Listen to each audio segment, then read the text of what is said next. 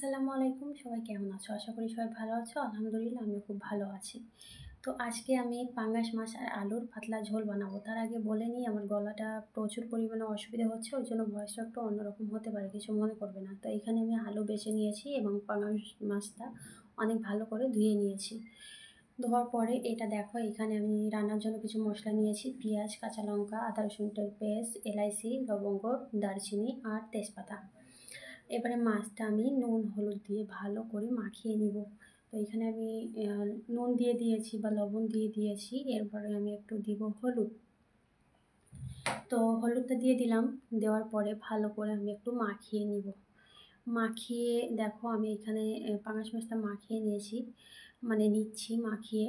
তো মাখিয়ে নেওয়ার পরে আমি এটা ভাজার জন্য ওইখানে আমি চাটুই বলি আমরা, তোমরা কি বলো জানি না। আমি গ্যাসের উপরে চাটুইটা বসিয়ে দিলাম। বসিয়ে দিয়ে চাটুইটা গরম হয়ে গেছে, আমি তেল দিয়ে দিলাম। অল্পই তেল দিব, কারণ পাঙাশ মাছ থেকে অনেক তেল বার হয়, সেই জন্য। তেলটা গরম হয়ে গিয়েছে, আমি এখানে মাছগুলো এক এক করে দিয়ে দিব। তো আমি সব ভিডিওটা করিনি, তো আমার এইখানে মাছটা দেওয়া কমপ্লিট হয়ে গেছে, আমার মাছ দেওয়া। তো এক পিঠ যতক্ষণ না ভালো করে ভাজা হয় ততক্ষণ আমি একটু মানে ক্যামেরাটা বন্ধ করে রেখেছিলাম। আমার হয়ে গেছে এক সাইডে ভাজা, তারপরে আমি উল্টে দিলাম অপর সাইডে ভাজার জন্য। তো দেখো আমি সবটা এমনভাবে মানে উল্টে নিয়েছি এবং আমার ভাজাটাও কমপ্লিট। ভেবো না এত তাড়াতাড়ি কীভাবে হলো, দেখো কতটা তেল বার হয়েছে। আমি ভিডিও স্কিপ করেছি সেই জন্য। তারপরে আমি কড়াই বসিয়ে দিলাম, অল্প তেলে রান্না করব। ইরানি আপু বলছিল আমি নাকি তেল অনেক খাই, সেই জন্য আজকে অল্প তেল দিয়েই রান্না করব। তো তেল দিয়ে দিলাম অল্প, আর তার মধ্যে আবার পাঙাশের তেলও আছে একটু। তেল গরম হয়ে গিয়েছে, আমি তেজপাতা দিয়ে দিলাম। তারপরে যে আমি মশলাগুলো রেখেছিলাম সেইগুলো দিলাম। দেখো এইবারে কেমন পড়বে, বাপরে বাপ, ভয় পেয়ে গেছিলাম। ওই দেখো বোমের মতো পড়ে গেল, ভয়তে সরে গেলাম। তারপরে আমি পেঁয়াজ দিয়ে দিলাম।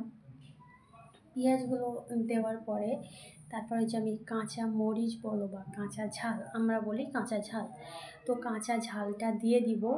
দিয়ে দেওয়ার পরে আমি একটু ভালো করে নাড়াচাড়া করব। তো কাঁচা ঝালটা দেওয়া হয়ে গেছে আমার, এবারে ভালো করে নাড়াচাড়া করার পালা। ভালো করে ভাজা ভাজা করব, একটু হালকা লাল লাল মতো যখন হয়ে যাবে। সাদা তেল বলে অত বোঝা যায় না, কিন্তু রান্নার সময় বোঝা যায় যে যখন রান্নাটা করি আমি। এবারে আমি আদা রসুনের পেস্টটা দিয়ে দিলাম একসঙ্গেই বাটি, আমি আলাদা করে আবার ডবল করে খাটনি করি না, একসঙ্গেই বেটে নিই। তো বেটে নিলাম, দিয়ে দিলাম। দিয়ে আমি ভালো করে এটা নাড়াচাড়া করব আদা রসুনের গন্ধটা চলে যাওয়ার আগ পর্যন্ত। ভালো করে নাড়াচাড়া করার পর আমি এইখানে আলাদাভাবে টমেটো মানে কেটে রেখেছিলাম, সেটা দেখা তো মনে নেই, সেটা আমি এখন দিয়ে দিব। দেওয়ার পরে আবার একটু নাড়াচাড়া করব। আমার গলাটা প্রচুর পরিমাণে অসুবিধা হচ্ছে, বারবার আমি বন্ধ করছি আবার ভয়েস করছি, গলাটা প্রচুর পরিমাণে অসুবিধা হচ্ছে। ভয়েসটা অন্যরকম হবে আমি জানি।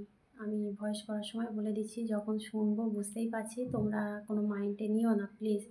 তো আমার হয়ে গেছে, তারপরে আমি এইখানে কেটে রাখা আলুগুলো দিয়ে দিলাম, দিয়ে আবার নাড়াচাড়া করব কিছুক্ষণ নাড়াচাড়া করার পরে যখন দেখব যে কড়াইয়ের নিচে একটু হালকা হালকা লেগে যাচ্ছে, তখন আমি এইখানে লবণ দিব। তো এখন ভালো করে নাড়াচাড়া করার পর আমি মানে এইখানে লবণটা অ্যাড করব। তো আমি আমার স্বাদ অনুযায়ী যতটা লাগে আমি অতটা দিয়ে দিয়েছি লবণ, দিয়ে আবার নাড়াচাড়া করছি। এইখানে আমার লাইটটা একটু মানে অপর সাইডে, তো ওই জন্য একটু মানে লাইটটা সেরকম থাকে না বলে এমন দেখায় রান্নার সময়, সেই জন্য। আর এইখানে রিং লাইট তো নিয়ে আসা যায় না, হয় না এখানে, একটুখানি কিচেন তো ওই জন্য। তারপরে আমি একটু পানি দিয়ে নিলাম, পানি দিয়ে আবার একটু নাড়াচাড়া করব, ভালো করে কষবো। যতক্ষণ আলুটা না গলে ততক্ষণ আমি কষবো। লাস্টের দিকে দিব আমি একটু বেশি করে পানি। তো এইখানে আমি কিছু মশলা অ্যাড করব।